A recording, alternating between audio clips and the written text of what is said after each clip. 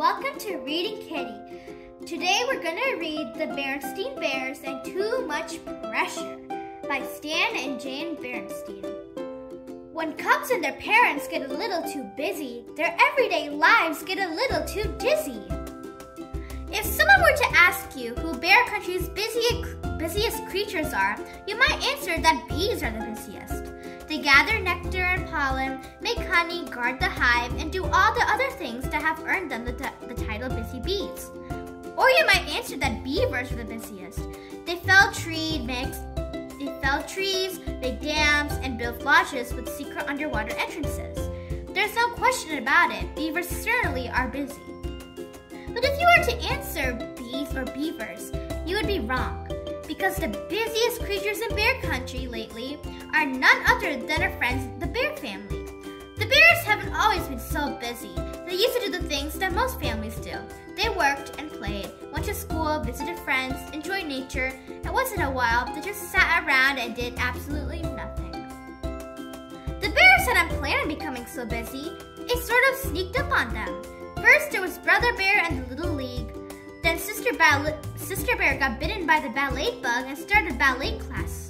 When her best friend Lizzie Bruin started riding lessons, Sister just had to take that up too, and Brother wasn't about to be left out on something as exciting as horseback riding. That's how it went with other activities. As soon as one of the Cubs' friends signed up for something, Brother and Sister had to sign up too. Before anyone thought to say enough is enough, they were also signed up for swimming, gymnastics, soccer. Soccer's how we get our kicks. Karate, art, I call it flower with drips, and computer club. Talk about busy! Mama or Papa Bear had to drive Brother and Sister to all those activities. Things got so complicated that Mama had to make a big schedule to keep things straight. Papa hung it on the wall. The schedule was especially difficult on Friday, and today was Friday. Will somebody answer the phone? Called Mama after the fourth ring. I'm busy getting things out for the freezer for tonight's dinner. Can't right now, shouted Sister from upstairs. I'm getting ready for ballet. Me neither, yelled Brother. I'm getting on my baseball stuff. Since Papa was out working on the car, Mama had to answer the phone. She reached it by the seventh ring. It seemed a lot longer to Gran on the other side and her other end. Hello, said Mama. Hello, dear, said Gran. Is everything all right? You sound a little breathless. Just a little, said Mama. I was in the kitchen getting dinner out of the freezer. The Cubs are upstairs getting dressed for ballet and baseball, and Papa... But before she could explain about Papa, her shoulder bag got tangled in the phone cord, which pulled the phone down with a clunk. What happened? Shouted Gran. There was an awful clunk. It was just the phone falling was there. Anything special, Gran? What Mama didn't explain was that when she stooped up to pick up the phone, her hat fell off, and when she reached for it, she tripped over the cord and was now sitting in a tangled heap on the floor. I was just calling to invite you all to dinner sometime soon, said Gran. Love to, Gran, but we're just on our way out, so let me check our schedule and get back to you. Fine, Gran said after a pause. Well, goodbye. Mama, said Sister, what are you doing? Sitting on the floor playing with the phone cord? Come on, we're going to be late.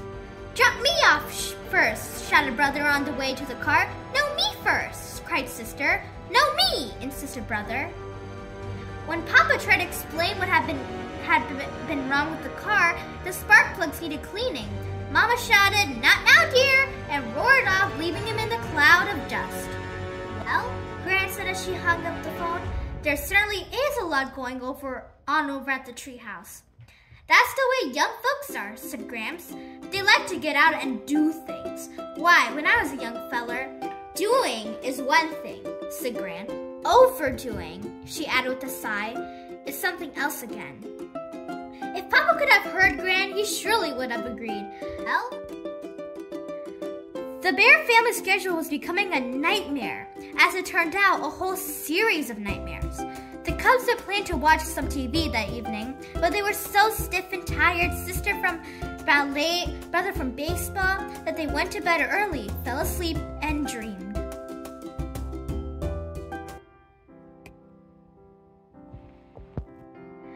Sister dreamed she was on a strange sort of merry-go-round. A merry-go-round of activities which went round and round and round. She wanted to get off, but no matter how hard she tried, she couldn't. Brother had a dream too. He dreamed he was caught up in an enormous whirlwind of baseballs, soccer balls, and computers. Papa dreamed he was trapped on a magic carpet that was zooming onto a deep black hole. Only it wasn't a magic carpet. It was that awful schedule from the wall. Mama didn't have a nightmare. The reason was that she didn't fall asleep all night. She lay awake staring into the darkness, wondering how she was going to get through the next day. After a quick breakfast, Mama packed a lunch for Papa, who headed for some work in the forest. And she shooed the cubs into the car. "Hurry," she said. "We have a difficult day ahead of us. There's art class, soccer, karate, and swimming. And we've got to squeeze in lunch and shopping." They climbed into the car and she turned on the key. But the engine wouldn't start. She tried again, but it still wouldn't start. "Please, Mama," shouted Brother. "Our karate instructor is very strict about being late. And the soccer coach is worse," yelled Sister. Mama tried again and again. "Please, Mama," they screamed, jumping up and down in the back seat. But no matter how hard she tried, the car just would not start. Then Mama did something the cubs had never seen her do before. She started to cry. Big wet tears rolled down her cheeks. The cubs forgot karate and soccer and everything else except that their Mama was crying. "What's the matter?" asked Brother. "Tell us, please," begged Sister. But Mama just went boo-hooing up the front steps and into the house. "Go get Papa," Sister said to Brother. "I'll stay with Mama."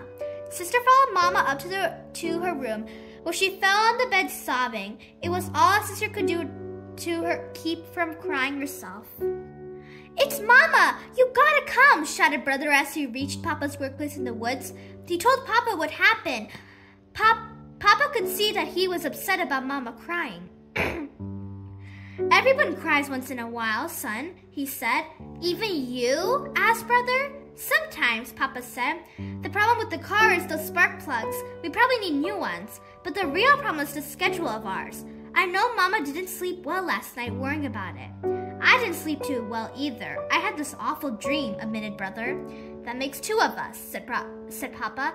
"Sister had one too," said Brother as they reached the treehouse. "Mama, stop crying," announced Sister as Papa and Brother came upstairs. "That's right," Mama said, smiling through a few last tears. "There's nothing like a good cry sometimes. And there's nothing like a little common sense about too much pressure," said Papa. So the Bears had a family meeting right then and there. The cubs agreed that 2 after-school activities a week were more than enough. Brother chose baseball and computer club. Sister chose ballet and horseback riding.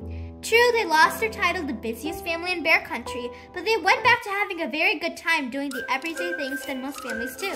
They worked and played, went to school, visited friends, enjoyed nature. And once in a while, they sat around doing absolutely nothing. Here our story ends. Thank you for joining.